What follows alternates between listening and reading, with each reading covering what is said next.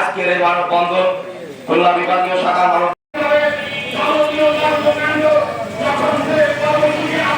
বিভাগের সকল কেন্দ্র থেকে উপস্থিত আমাদের সহকর্মী সকলের প্রতি আন্তরিক সালাম এবং শুভেচ্ছা।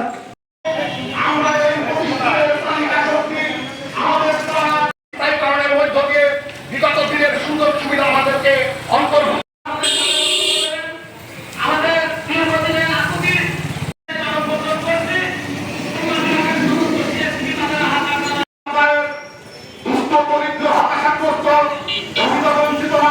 সরকারের আমলে